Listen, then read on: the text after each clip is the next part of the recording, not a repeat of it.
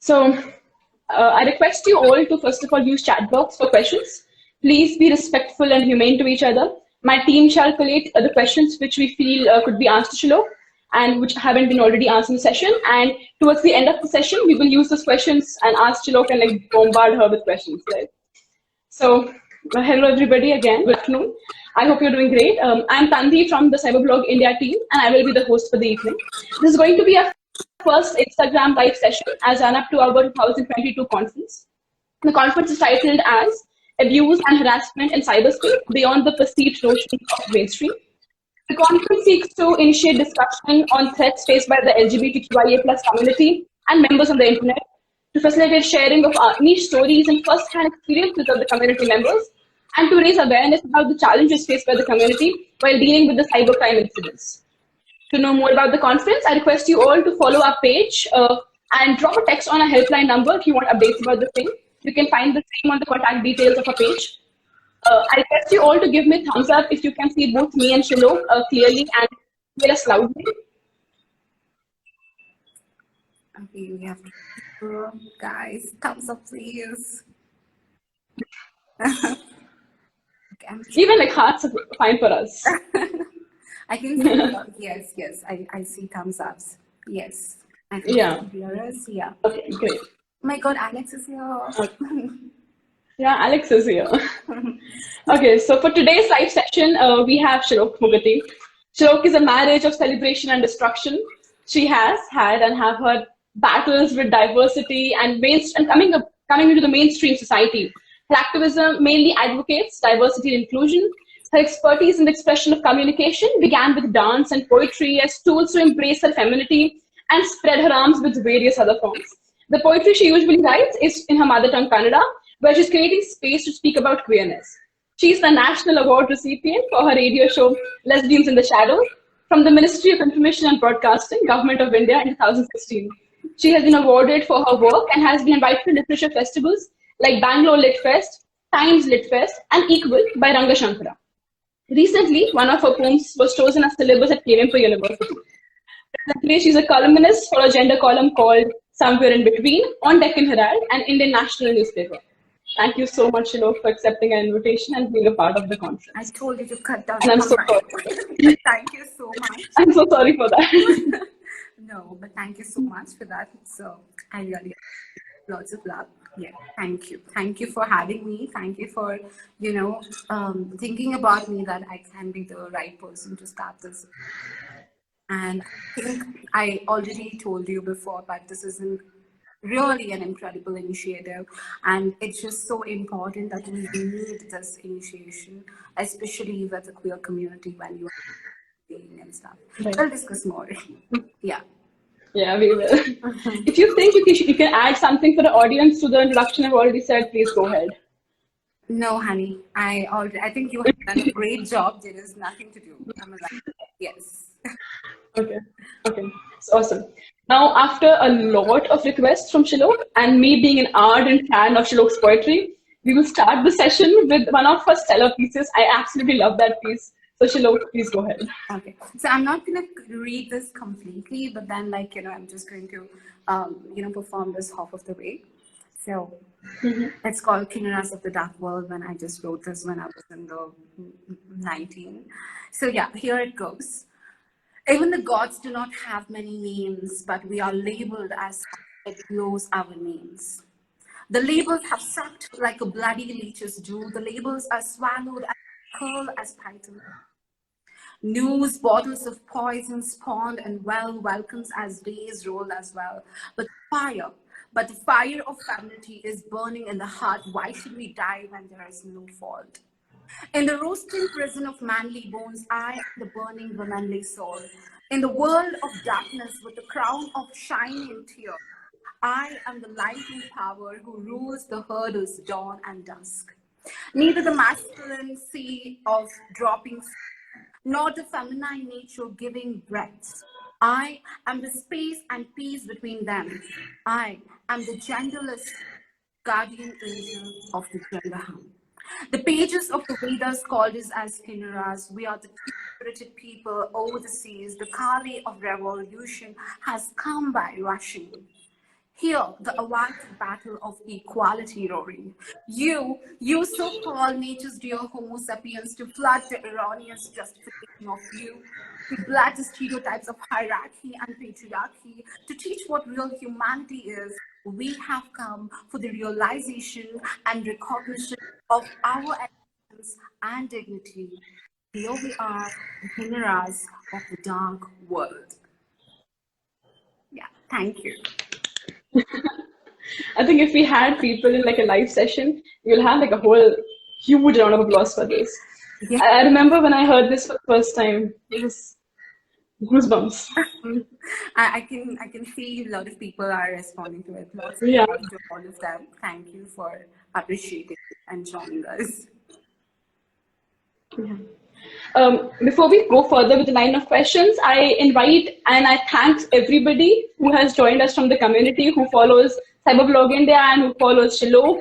We are so glad that you are here and supporting us for all of this. So now, Shilok, it's your time. Yes. Okay, so the first question which we have is that when you interact with the internet and you obviously have been involved with it in a long period of time, what was your first experience with, say, cyberbullying, harassment, or abuse? See, I mean, like, internet has given a lot of freedom of exposure and a lot of freedom in real life.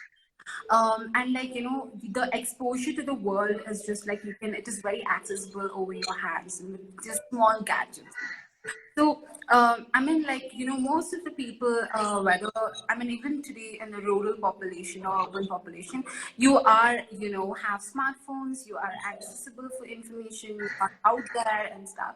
So, I mean, I'm a media student. I can give a huge, pages of lecture on internet, like how this social media has impacted in the world. But like, let's just see what is happening right now, because, it's also, how, like, are you being very conscious about what you're doing is also so important. And for a lot of people, it's for them, it is easy to attack people on social media because you have this kind of a magical box or a wall out there, and then, like, you can attack anyone by hate speech and kind of like with them and like try to, I mean, like, with your stubborn ideology stuff, and we are seeing it every day, right? And it's so disturbing. And a lot of people, I also see that have people, oh my God, I just want to take a break from, I social media break at least 6 months once, 3 months once, and I just want to hear from them, because it's sometimes it's quite overwhelming when you're putting yourself out there every day. And for me as an artist, and also even as a profession of PR, I work as a social media manager. It is my job. Even I can quit my personal Instagram profile and make it like disabled, but then I'm constantly on Instagram because it's what pays me, and that's my job.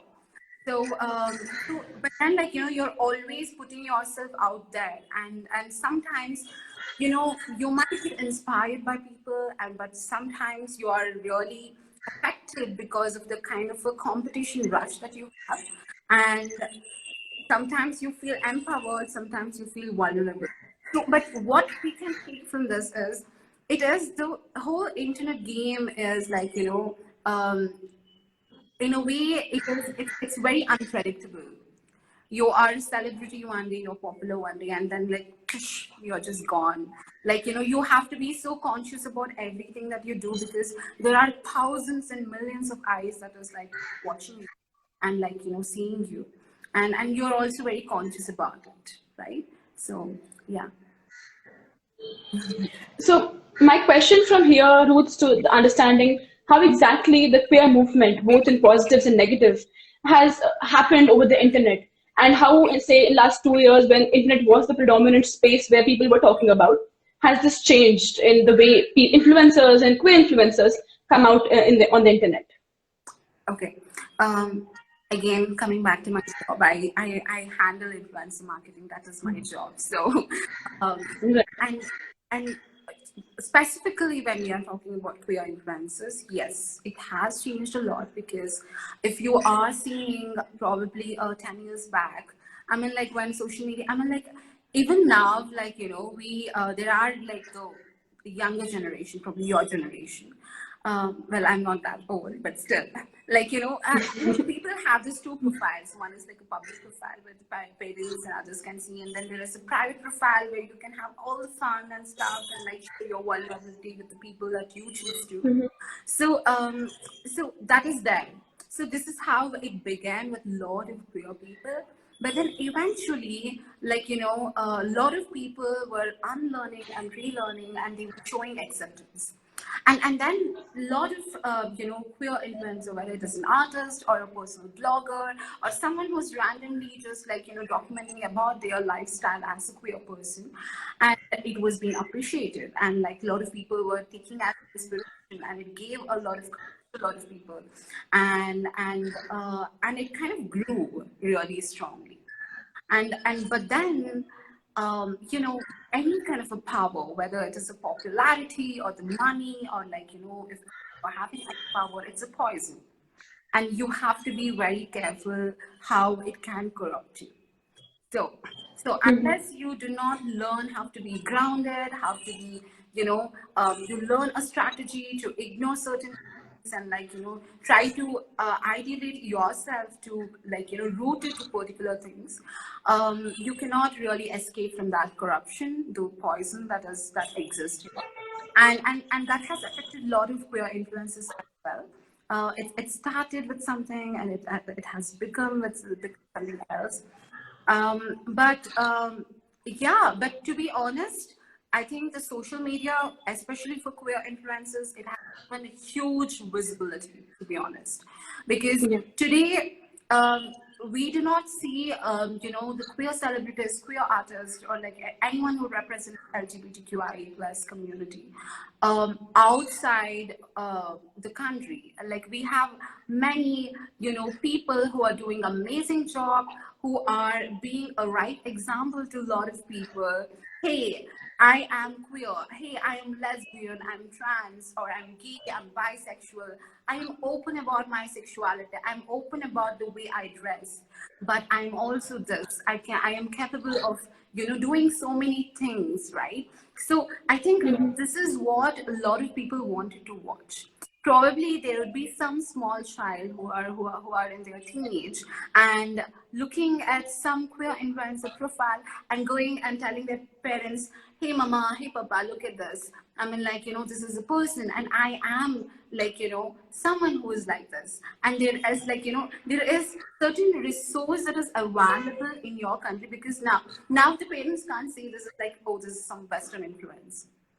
I mean, like, but like, you see these kind of evidence and witnesses and the sources is very much available right now. And I think that is an impact that it has done. It has given a lot of visibility. And I think as it has been a very powerful movement, the whole queer movement has been very powerful for a very long time.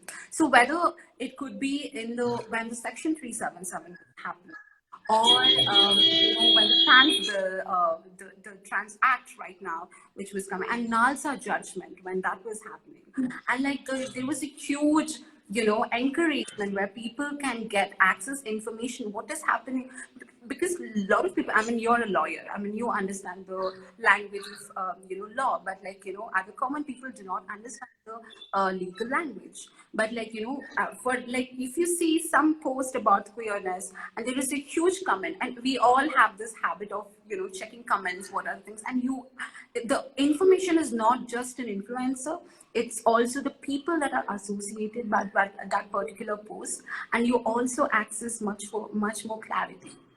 So there is a huge impact. Okay, so now this is gonna be your personal story over here, Need. And when you joined Instagram or say even Facebook, what was your story like? How was your journey as a queer person on the internet when you started the journey? Let me begin with this. I just blocked all my family members on Facebook. That is the funniest thing. Now I'm like, oh my God.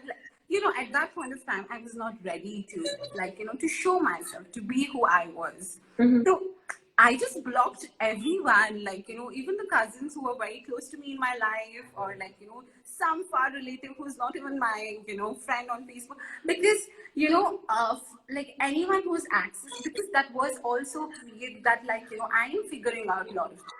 I am into certain things, but I want to live my life. But then, there's a huge challenge that a relative or a neighbor or someone who's friends with my parents can be a threat for my journey of self-exploration.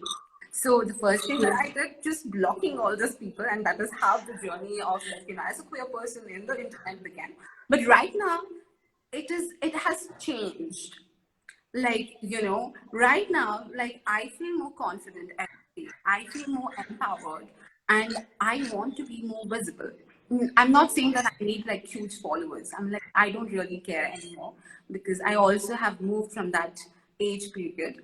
But still, what it just I want people to see who I am, because I am living my true life.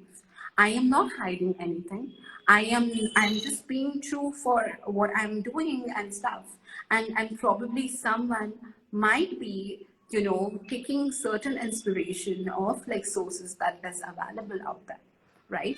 So I think that is the shift that has happened, but that is the beginning, blocking people over Facebook. And Instagram was private for a very long. I think even now, now I'm in Bangalore, I'm doing a lot of artistic work, and one way of marketing yourself as an artist is you have to be public and stuff and things. That's the only reason. Otherwise, I also prefer a private account. Because for me also, I'm a person who is a control freak sometimes, and I want to keep that control. When it is private account, who you will allow, who you will be, kicking out, or you have certain control. But otherwise, when it is public, once you're posting something and it's a public information, it is a public source, anyone can use, anyone can do anything. So yeah, so I'm still being very cynical about it. Yeah. So when you say that you are blocking people, or even now that you prefer a private account, does that activism being private or being kept away from, say, family or friends, arise from some in-depth taboo attached to a society in general? Or is it because you would prefer to live a life of privacy? Okay, to be honest, I am sure none of my relatives has a guts to talk to me, because I give them left and right. So they are and also today I was at that point of time, I didn't know so many things, because I was also learning. I was also learning, because the diversity of sex and sexuality, what is gender, and the social language, legal language. Today I am kind of, I don't see that I'm expert in it, but I'm also still learning, but I'm exposed to it, right? So I'm confident enough to say what is right and wrong. And also the other thing, once you're financially independent, it gives you much more confidence than anything. So I'm excuse me, I'm living my life. I'm not going to give you a damn of anything. So, and that confidence comes. So I'm not really scared to be, or feared not to have a public account. But also the private account, as I was just mentioning you, that I believe that I need to access certain power. And I like that. I like to having that power of controlling who follows me, who doesn't follow me, and stuff and things. And also, so my ex used to stalk me a lot. Okay, and it's been 2 years that we broke up, and but then he's a stalker. I don't know, he might be here, but then but I wanted to, main focus was to avoid the creepiness, the toxicness of that, and it began like that. And I also was a lot of people want to stalk me as okay. If you want to stalk me, you need my permissions. The only way is the private account. But then now, sometimes I'm in a mood it doesn't matter, just talk to me. So now coming to the problems. Now when you look at situations like these where stalking happens, or say hate speech happens, the reaction of a cisgender person is very different from a queer person. And the way you actually even reach out to people for help, or even for telling your story, and their reaction further to it is very different. So what do you have to say about that? How did you feel when you talked about this? About, could you just repeat this question once again? I'm so sorry. Yeah. So when you look around on an activism based society, or a society where you are open, when you have open life on Instagram or social media in general, you see stalking and harassment, hate speech happening left, right, and center to you, right? And when you do face that, what is your reaction to it? And is it similar to, say, what a normal cisgender person would do, or is it something very specific? See, I mean, like, when you are asking at this particular question, so at the end of the day, the bully is bullying, the harassment is harassment, and like, you are being being a victim of certain things. There is no, like, certain, the crime is crime at the end of the day, right? Totally. But then, as a queer person or any minority community, okay, whether you're a Dalit or you're a Muslim or, like, not this person, or like any minority, for them, like, it is always an extra problematic to be exposed, because whatever you say something on a social media, it can be turned against you as something else. I might not Right. really mean something that I'm right now. I'm saying something, and which might be, completely individualistic point. It's very subjective. It's completely according to my life experience and what I feel about it. But then, like, sometimes, like, people might use it as, anti-national thing, and I become an anti-national person. So there is always this, because, but then, like, people do not understand, like, I'm fighting my human rights. So there are a lot of challenges like this as a queer person, and also, see, I don't want to be an influencer. I don't really, like, I'm not a big thing. Like, as a child, when a few years back, I was like, I wanted that. But right now, it doesn't really matter. But like, for a lot of people who have set up their mind to be an influencer, they are mentally also prepared, because as a queer person from childhood, you are, like, constantly have been with certain bad experiences, and you are mentally prepared for that. But it also leads to a lot of psychological problem and social problem, and like, social, when I say social problem, not just an external thing, it's also the internal factor, where you're, like, the close, it could be family or the people that you're going to stay with, your partners and stuff. So, it could be much more vulnerable for a lesbian couples, like, and if they wanted to share about, I mean, like, heteronormative people, heterosexual people, always they just flaunt about their love life. But then when the LGBTQIA plus anyone, they are talking about, whether it's a polyamorous or a monogamous relationship, anything, people have problems. Oh my God, this is so gay. I'm like, why do you have to post this? This is not so great. I mean, I understand that you are a lesbian, but then, like, you don't have to really flaunt about it on your social media, like, and like, and this happens, like, the lot of people who identify themselves as an ally, and there is a limited, acceptance. They say that I'm an ally, but then, like, you are also have the very limited acceptance things, and, like, you say horrible stuff. And sometimes I have read certain transphobic comments, and I think some of my, friends who are queer and have their profile, they are here. I can see them, and I have watched their posts, and I've seen the kind of a hate speech that they have faced, and it is really so disturbing. And sometimes, Right. I want to be very concerned about it. I want to be aware about this, as like, like, to be what is happening. But also, I just don't want, because I'm also someone who runs from a negative energy, like, have my boundaries to just avoid those negativity in my life. So, so it's there, the hate speech is, and like, for any queer person, it is, because you are putting yourself, in a vulnerable position, and also a lot of people are aware of that position. But, and what I'm trying to say is, you're an easy target, Right. because there is Right. hundreds of people who will say, I mean, like, whatever the homophobic, transphobic, biphobic comments that has been told, and, there is, like, hundreds of people who will be supporting that.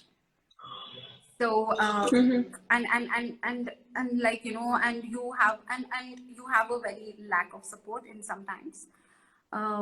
So yeah, so it is a additional challenge.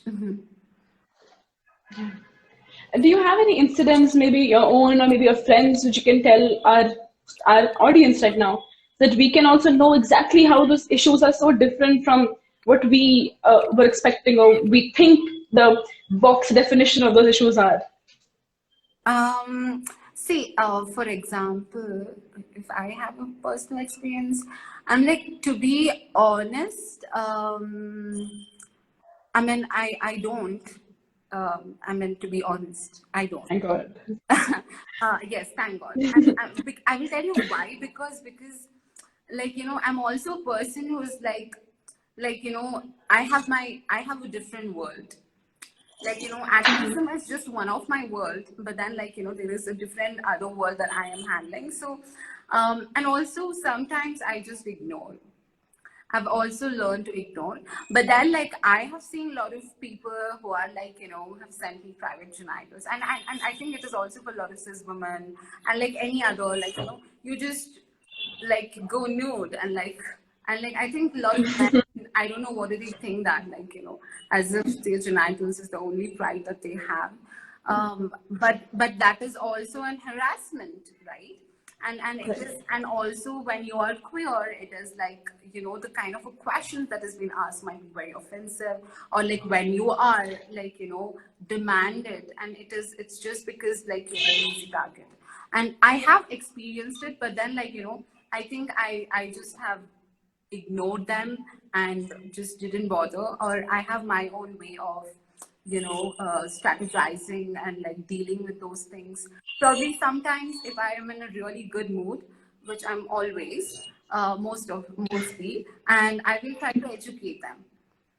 And you know, I do not, my first way of you know, dealing with the people is through kindness, which is, I believe that sometimes there are, I mean, it has happened because I know that there are a lot of people, some of the boys who might be really crazy because their testosterone was like, you know, they couldn't handle it. And then, like, you know, I was like, excuse me, what is happening? Why are you doing this? And like, do you know? But and I think if you have follow Alok Menon, I mean, like, amazingly, they kind of really manage those hate speech into very inspiring, positive quotes, right? And that is, you know, the power of kindness. Not always the aggression works. And this is, Right. I'm talking very individualistically. I do not really think that it will work for everyone, or it can be applied on every person. But then, like, you know, my first strategy is about kindness and trying to educate. If that doesn't happen, I just block them, because for me, I am mature enough to know that, like, even if I have an argument with that person, like, that person is not willing to open to be kind to another human being, so I can't really force that. So it's just better to ignore and move on your life, and then, like, you know, mess up your mindset and like the positivity that you have. I mean, like, the healing takes a lot of time, and you're working every day to be, you know, every day I want to love myself. There is a lot of self-help, self-love, and self-help, and, like, you know, self-healing work that you're doing. And then, like, you got get into certain movement, like, you know, situations, and you're ruining your all day. So I what I'm trying to say is, pick your battles. It's not necessary that, like, you know, you have to you know, fight with every person. Sometimes it just, you know, it's better, Right. you know. Totally. My takeaway from that was the requirement to keep in balance with your mental health. Mm-hmm. And so important to be aware of who exactly you are as a person before you engage with the society in general and people who are reading your activism in general. Yeah. So on those lines, what is your advice for our audience about how we can take care of mental health if you're a queer person and if you're activist on social media in general? See, I mean, like, you know, right now we are living in 2022, and a lot of things have changed, because I remember, you know, going to town hall and sitting there with a all the posters and stuff, and like screaming all out, and like we were like doing ground level activism, and we have come, and we are still doing for various other reasons today, but then like we have come very far. And but then like there was a lot of work that was happening at that point in time. But right now things have changed, and people can access information. There is much more resources and support groups. So and you don't really have to feel alone, because there is hundreds of support groups. At least there is one person. And I think it is important for a queer person to have a queer support group. I mean, have different diverse friends, but then like have your own queer support group, because nobody can empathize you unless they are queer, like, right? Because others, they might understand but not completely, because only if another person is queer, then like that might be helping them. So so what I am trying to suggest is like your mental health is very important. Give much more importance to it. Do not really I mean, what I was trying to say is pick your battles. And if you really need any help, there is so many resources that is available. There are psychologists, psychiatrists, the like whoever works in the mental health sector. Particularly, they are like there are studies on gender and sexuality diversity and inclusivity, and it's a big thing today. And like all global corporate companies have like have D&I policies and stuff. So it is serious. So you don't have to feel that you're vulnerable, you're alone. So reach out for, if you need help, please reach out. Do not hesitate. Like not always you have to fight alone. Not always you have to be alone. You can definitely find any help anytime. And other point is also be that help for someone else too, because if someone is reaching out to you regarding something that is going through because they are queer, and they want to talk to you regardless of how big you are. You might be a big influencer on social media, but you remember you are there because of the people like this want you. And if you can't really help them in the ground level, what is the use of you being an influencer? And you can market as many brands, they can give as much money, but then like you have to be to your people. And and one thing with LGBT community is very diverse. It's really a very diverse community, because there is layers of class and caste and religion and stuff, right? And we live in a country which is much more diverse than anything in this world. And imagine an LGBT community, which was crazy. So like just be there regardless of how big you are and stuff. Like you might not able to financially help them, legally help them, but then you can be there emotionally. You can just have an act of kindness, which is much more important. Also be kind to yourself. Yeah, I mean, not allow yourself by just someone's comment. I mean, like, come on, there is an option to delete those comments. Come on, there is an option to block, use them. And why is technology has these kind of options? Because you can use them. And if you want to take it serious, there is legally you can do it as well. I mean, unless you really want to do it, and of course you can. But also, like, do not really get into those negative comments that comes on the way, because that is going to consume you like anything. And you have worked hard so much to sit here to be who you are, and it's a lot of work, and like not some one filthy person who is really nut job is going to define who you are. Because you remember, once you are acting towards those comments, you're giving the person power. So remember the power game always. You hold the power to yourself. Just ignore them. They will feel powerless. Only if you interact with them, you are giving them power. So like pick your battles. Pick your battles. That is what I am telling you. Okay, and never give others power of who you are. You are the one who's going to define who you are. You're the one who has worked so hard, fought with the society. Legally, you have fought. mentally you are fought, and you are sitting, and also to tell yourself who you are is a very big thing, because we live in a world where you're conditioned constantly from your like, you know, even the way you are born. And then finally you took a step and courage to explore yourself, and that is very important. And that is why you should never give power to someone else. Whoever gives a negative comment, I'm sorry, I'm going to use this word, fuck them. And like, you know, just, you know, believe that you are the center of everything. Nobody, none of the other people, none of the others negative comments of center of anything. That is not going to define who you are. So you will define who you are. Totally. So now, Shilok, we'll divert from here to something which is very, very niche in the industry and in the general, even towards the revival mechanisms and legal mechanisms towards these, and which is when you face bullying, harassment from an intimate partner, or maybe a previous intimate partner. The reaction to that for a queer community, specifically if you say you already have a life beyond the partner, which a lot of society, say in the LGBTQ community, has in general. They have a life, a mainstream life, and then they do have a separate life with an intimate partner.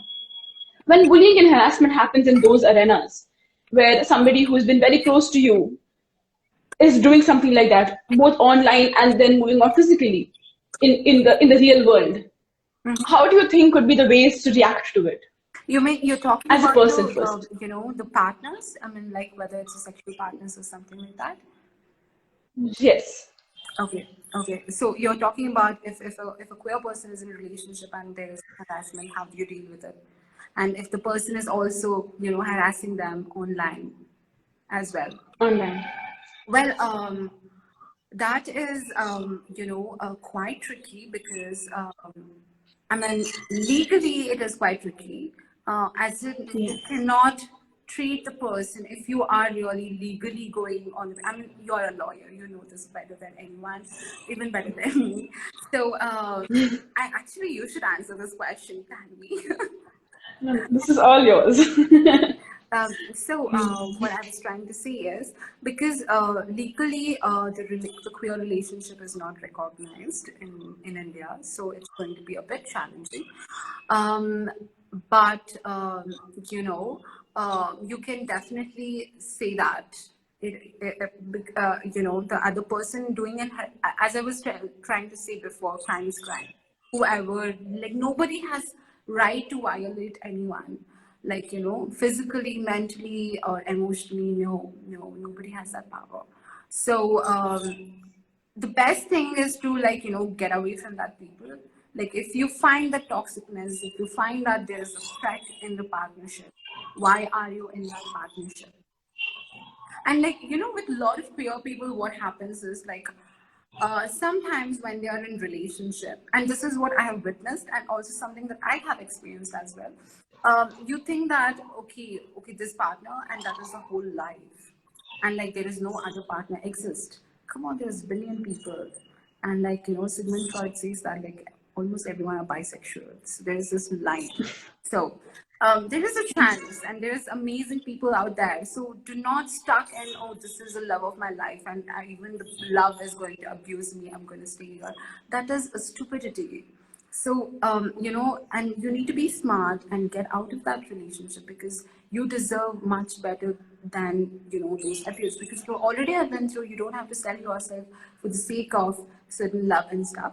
The best option is to inform your loved ones, whether your closest friends or, like, you know, with any support group that you are.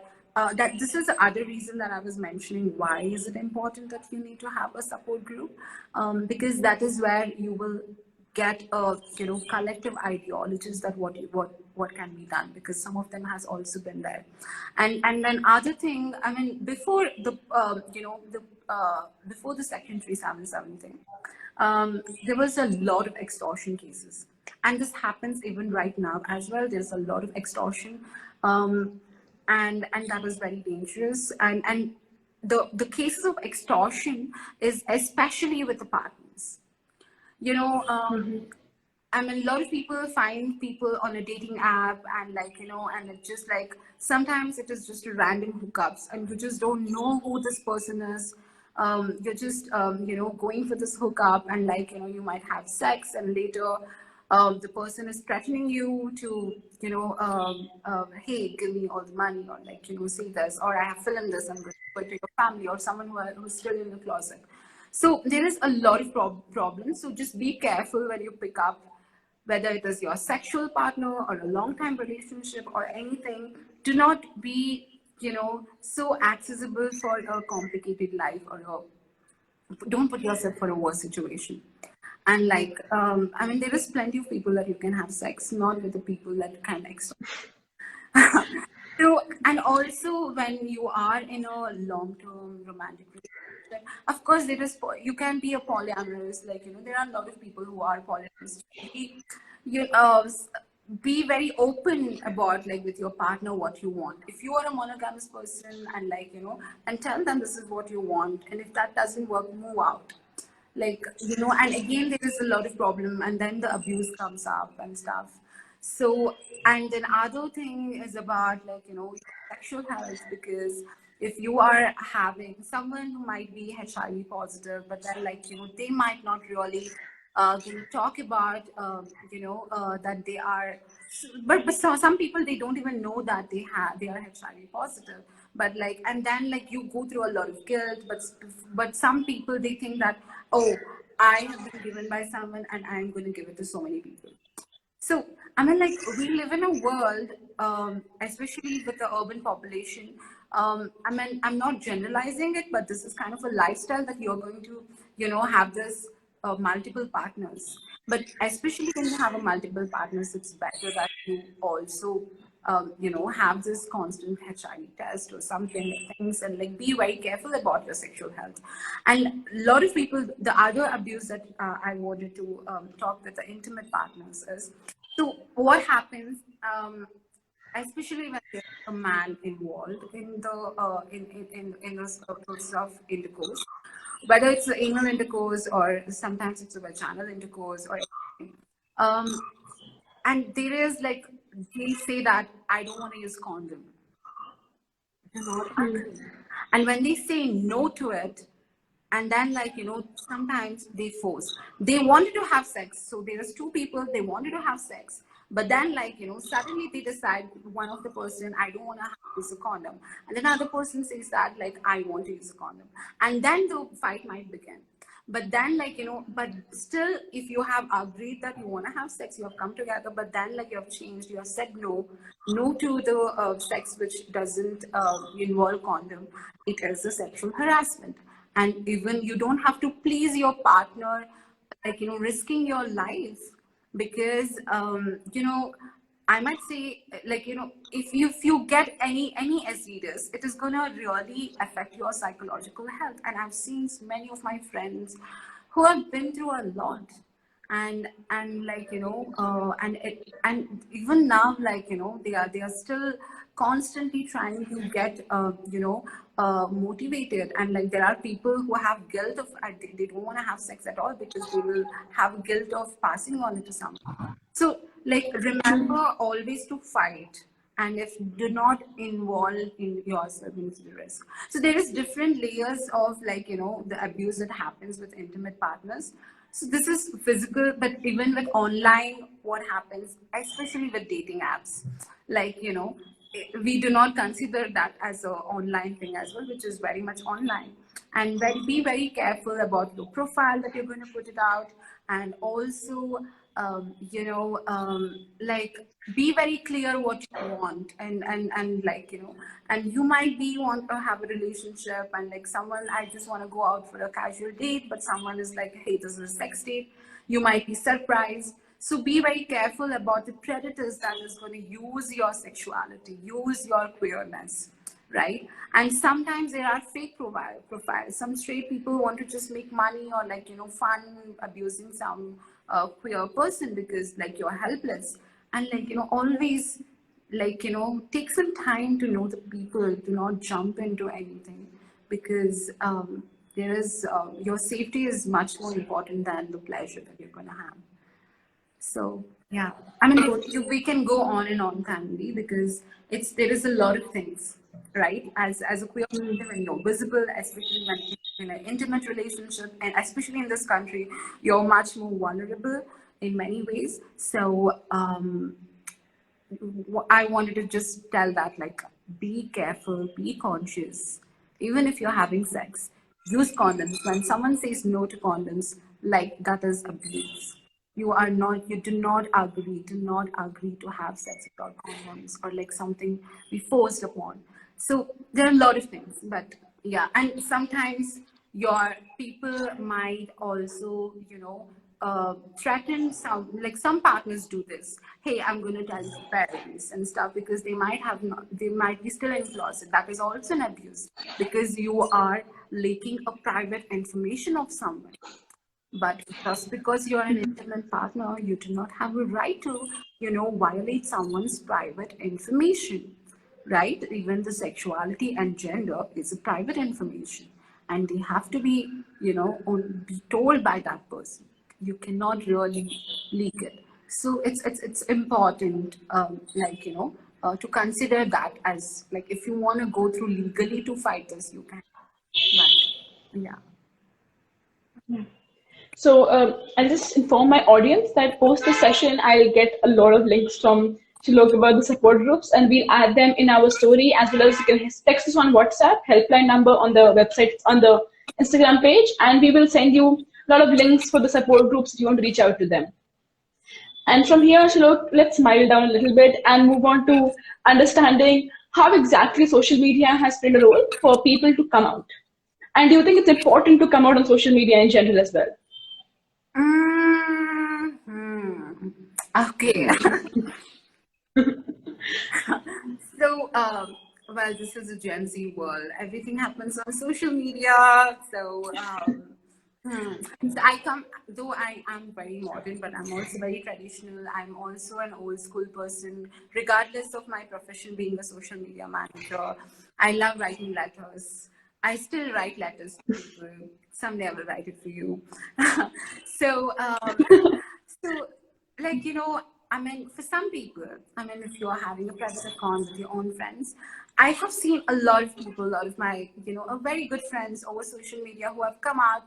Hey, I mean, like, I am a lesbian, I'm a bisexual, and like, I'm proud of who I am. It's good that they are confident, and like, they think that it is safe. And I don't think so it's a problem, but also just be safe. That is what I'm trying to say. I mean, I give this suggestion to a lot of young, children, regardless whether they are queer or not non-queer. It's like, be financially independent, and like, then you can do whatever you want to do, because sometimes, see, I know that you want to mind this up, but then, like, we are talking something, and later a lot of serious things comes up. I don't want to use this word, but then I do not have any other way of using this, explaining this. So, there is something called, what is it called? This corrective rape, and the word itself very problematic. And there were a case somewhere in the north where a lesbian woman was sexually harassed, interposed, forcefully by her father and a brother, because they wanted to tell her, like, this is a taste of a man, so you are not attracted to women. And there was a very a case that was in Bangalore a few years back, where a mother sexually harassed her own son because a son came out as a gay man. And they were minors, and like, or like financially not independent, and you are much more vulnerable and very easy to target. Sometimes parents kick you out of the house, or like, siblings might be much more, through a gaslight, and there's so many things that can be happening. So it is important to be financially independent, and and coming out on social media, I mean, like, you can do whatever you want to do. I mean, like, unless you think that you're safe, you're ready to do it. Because coming out is also one of the thrilling thing, because the pride is not happening of post-COVID. But then, like, I know what it is, what it feels like. Because the day that you accept who you are, the day that you love yourself, you see yourself complete, you do not fear about the world and their conditions. You do not really, really care about the patriarchal world, the heteronormative structure.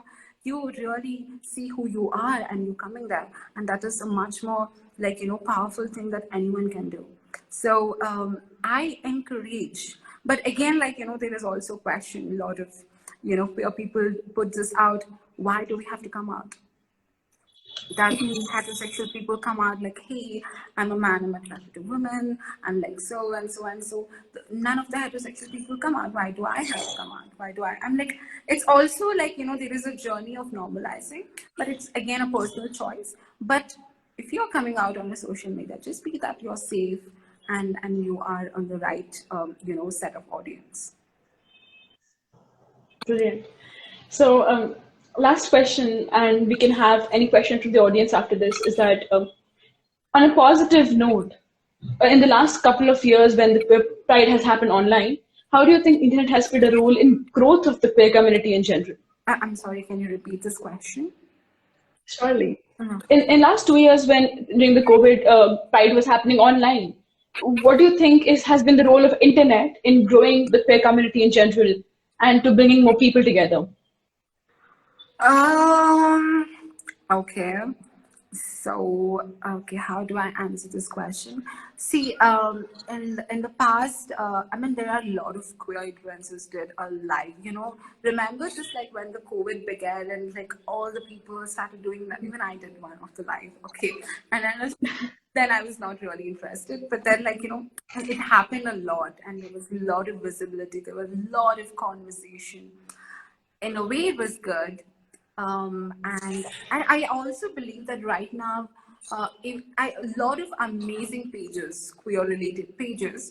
The post-COVID was really a good, platform for a lot of people because a lot of people had time. They were at home. They can creatively think about so many things. There are so many amazing queer pages, Indian originated pages that exist, and that only could have happened. They might have happened in a different way, but then the lockdown period gave that time and creative process for a lot of people, so it has a positive impact in some ways. So I'm not going to talk about negativity here because I think we discussed a lot. It might be too overwhelming, but let's just talk with the positive impact. And they're doing well, and I'm glad that they're continuing. Some are very funny. There are some memes, and very importantly, I observe this. There is a collective criticism by queer people with anything homophobic, transphobic on OTT platforms. We forgot that OTT platform is a very big part of internet game, right? And oh yes, and that is also another thing that we forgot to discuss, and suddenly whole theater is shut, and everyone were accessing Amazon and or Netflix. Come on, you have sex education, everyone have sex education, everyone have.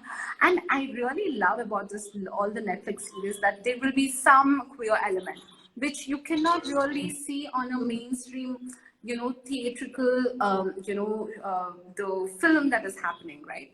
Because it is it might be really not appropriate according to whatever the standards that the theater films has. But on OTT platforms, it is you are free. There is so much freedom to explore sexuality. There is and not just to showcase, very openly, normalizedly, having a conversation of queerness. And very interestingly, a lot of Indian filmmakers, Indian script writers, which is the series that is oriented in India, had a lot of queer elements. And this happened, and this kind of an exposure. I mean, I'm not saying it didn't exist. It was existing, but OTT suddenly bloomed, and it is blooming. And we are still in the first stage, and now it's going to really grow much more bigger. And there is so many series and films that people can watch And I think it's a very good source, because back then in 10 years, I mean, like, I took 3 months to pronounce queer. I mean, like, it just comes so easily right now, Tanvi, but then, like, at that point of time, it was so, really so difficult to pronounce queer.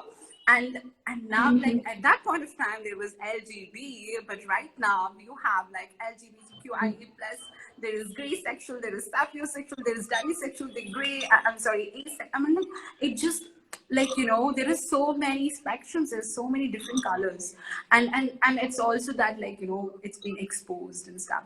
So OTT is one of the positive thing that we can see, and I'm glad that we are having such platforms today, having such open conversation, having that exposure. And a lot of my cousins are very cool about these things. I mean, like, and they come from a very reserved background, an orthodox background, and like, and some of my cousins are really young age. They surprise me with kind of a knowledge that they have, and that could only be possible because that was possible only because the OTT platform has given that exposure. Yeah. Hi, Bharat. Yeah. Yes. Yes.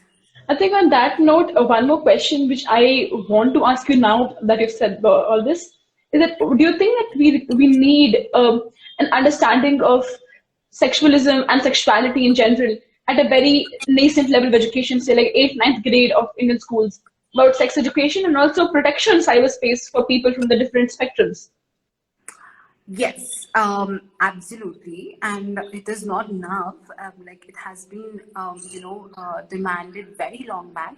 But when we, so I mean, I don't know. Have you heard of Enfold organization in Bangalore, which works on sex and gender? No.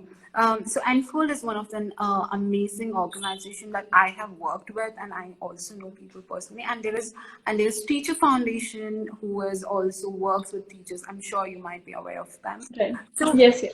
so there are organization who works ground level with the students.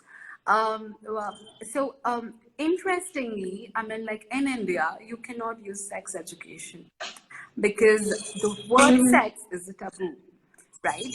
Like, the moment you say sex, it is, the vaginal and penile intercourse, and there is nothing else. There is no other intimacy, there is no romance, there is, sex is not just a body, it's not male, female intersex and stuff. So, like, the sex education is like a taboo. It is like, how can you teach this to kids? But there are also some influencers, amazing mothers who teach their young children about sex. And, like, I cannot name some of them, but I do have seen some of the, influencers who exist, and they teach their young children about sexuality and sex. Amazing, and it is possible. So right now, what we are doing is, we call it as life skill education. We do not call it as sex education. So, to ease that way, but it has been taught. So when we talk about sexualization and stuff, it's just not about, like, the physical intimacy. It is also beyond that, right? Like, how, like, when before the teacher was only a woman, and father, the person who used to go to office was father, and, like, the only person who cooks is a mother. Like, when even the picturization, the visual text was very, binary, heteronormative, patriarchal. But now the textbooks have been challenging that, because and that is also, like, to give a different lens towards the sex, which is important, right? So, I mean, it is happening. There is a lot of workshop that the organization has been doing, but I really believe that it's just not any. And also, how many people can access? Maybe some elite schools, or forget elite schools, maybe somewhere to the middle elite schools, but there is a huge rural population, and, like, the India is not just Bangalore, Mumbai and stuff. Urban population is really small, the rural population is really big, but there is a lot of ground level work that has to happen. It is the sexual the sex education that we are talking right now, it is not to be limited to, you know, separating boys and girls, and like, you know, and like, you know, asking boys to play in the ground, and like telling the girls like about menstruation, now you have to be, you know, kind of policing the girls. This is not education that we want. Like, you know, trying to have like, do not skip the chapters on your science you know, textbooks. It's okay to talk about it. There is always a way to talk about it. And kids these days, they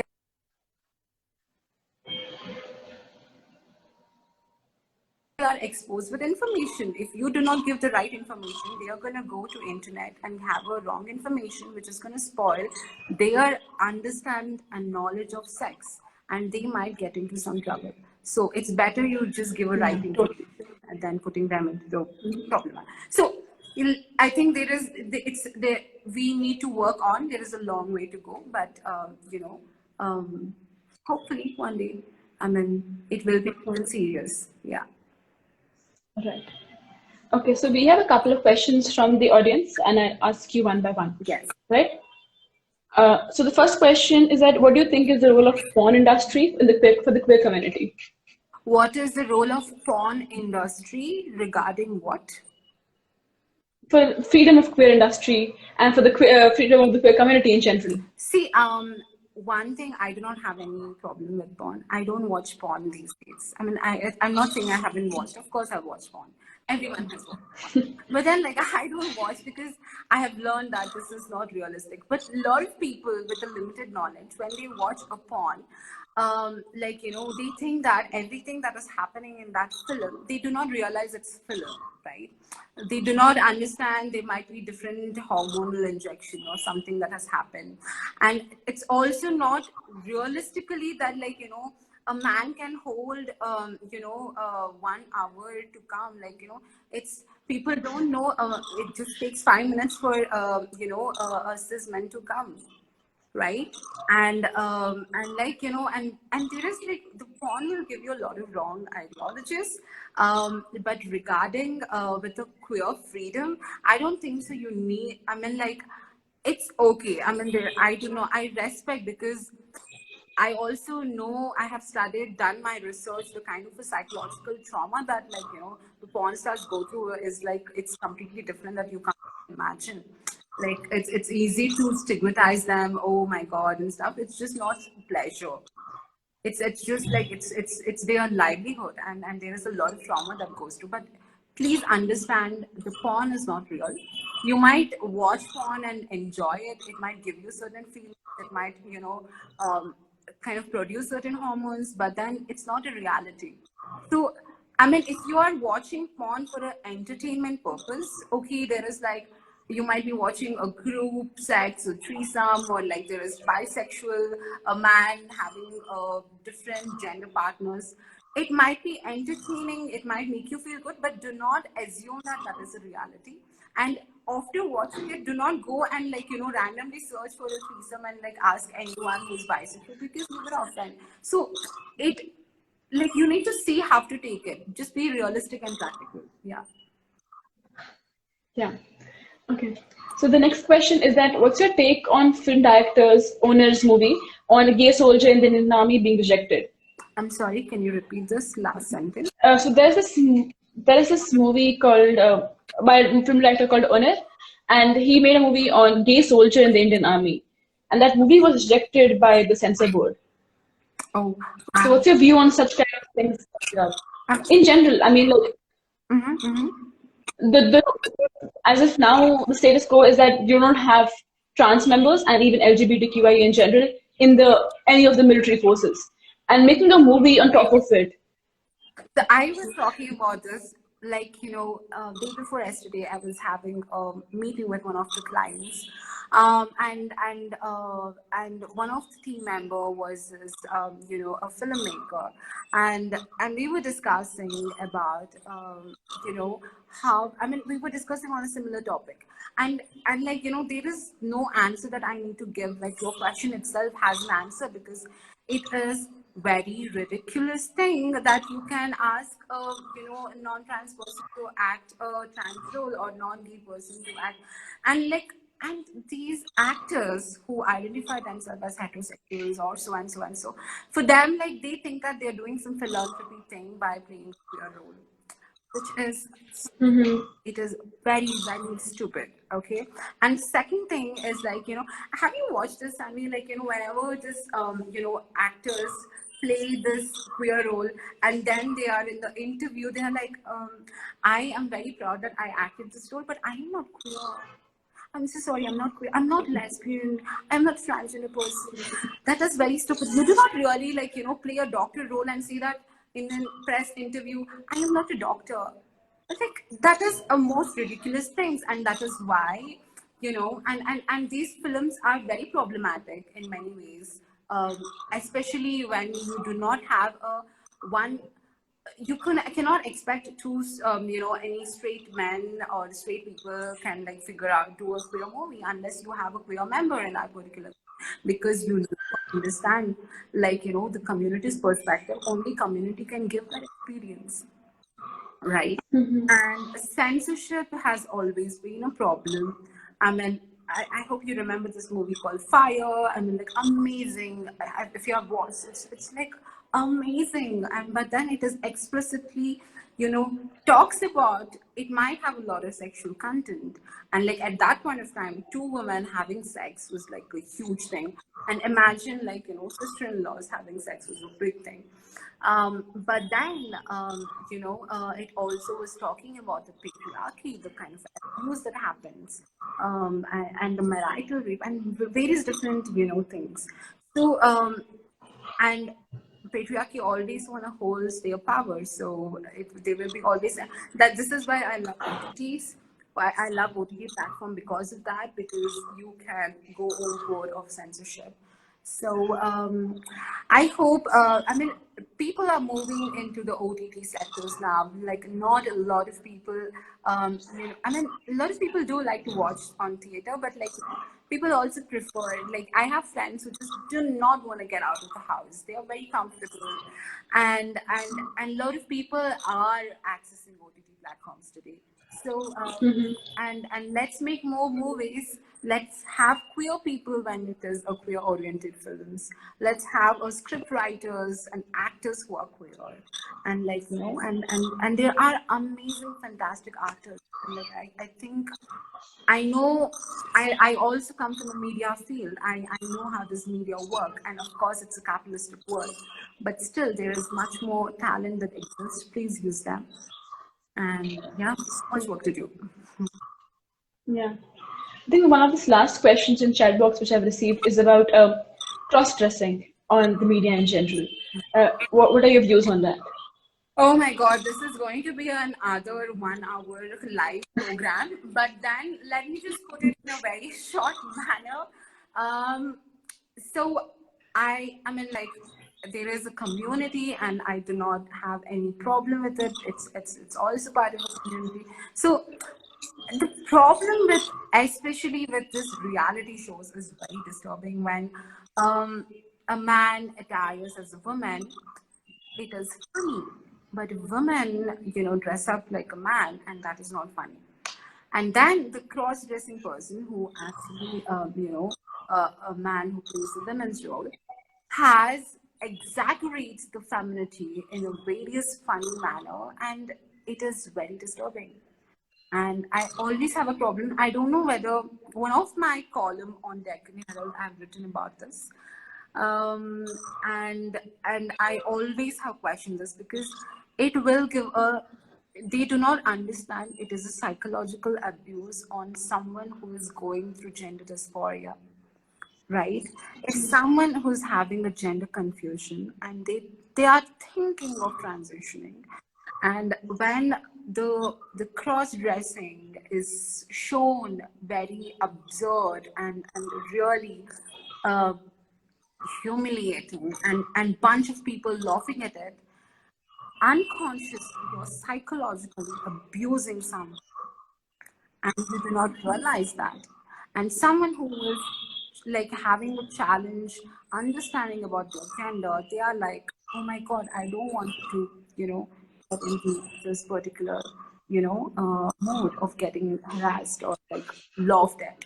So, I mean, I am not saying you don't have to do it. Do it. I mean, like, you know, drag is one of the amazing, beautiful art, and that doesn't offend anyone. Drag is very powerful. It is empowering, right? And that is very much similar to cross-dressing and so on. So, and like, why doesn't humiliate, or like, you know, this and it's and so on. Yeah. Yeah.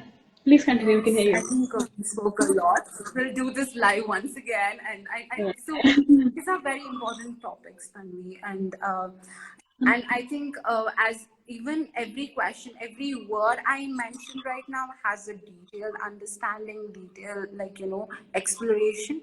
I'm glad that we could do this, but you know, please follow them, and they're doing an amazing job with the cyber blog, and I think this initiative is very important. And there is, I'm the first person here, but then like there is 19 more people who are gonna come on live and gonna, you know, talk about many other things. And I am glad I told this a very long time. Cyberblog, I mean, very much needed initiative. I mean, like, you know, I think I mentioned this in Korea, like, you know, because it was taken really a very serious thing, the cyberbullying, because a lot of idols used to commit suicide because the kind of a cyberbullying that used to happen. And now, like, if there is any hate speech, they used to find them, track them, and arrest them. I think we need that, because the way the internet is growing, the way that people can access information and be so constantly present on internet, it is important to have, you know, strict legal laws, especially regarding cyberbullying. If someone is cyberbullying with a fake account, you know, and like, you know, bullying anyone, they are supposed to be tracked and found and punished, and like serious punishment.